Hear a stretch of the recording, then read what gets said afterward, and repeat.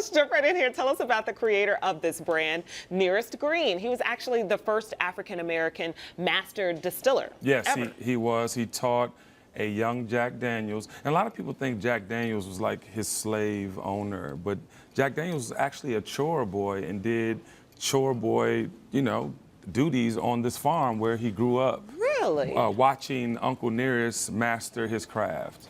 And it was an amazing feat to see this older gentleman, because Uncle Nearest was older.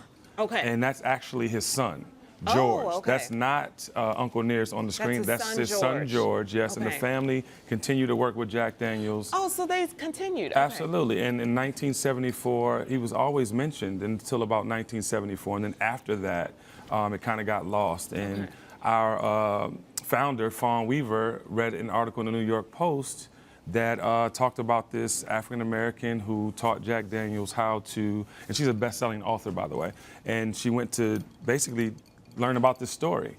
And when she learned about it, she was like, oh my goodness, and so many people told her that if you make a spirit, I'll join in and support. So. Oh my goodness, you're giving us some knowledge for sure. Yes, okay. yes. So this brand, Uncle Nearest Premium, launched in Nashville, and it's finally in Chicago. Yes, Chicago. What makes this brand so different from Summertime any other whiskey? Shy?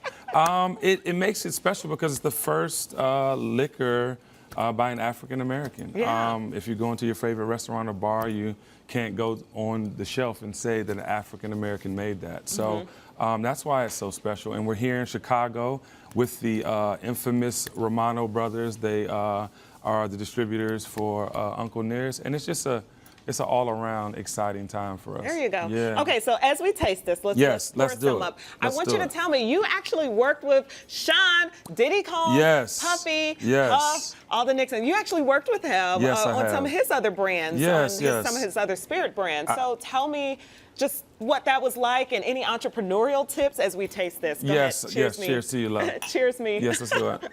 I want you to tell me about that experience, and do you have any entrepreneur tips? Because there are a lot of business owners, small business owners here in Chicago that are trying to start their own liquor brands or wine brands. I have a couple friends actually with their own wines. Yes, so with Sean, one thing I learned with him was never let your expectations exceed your effort.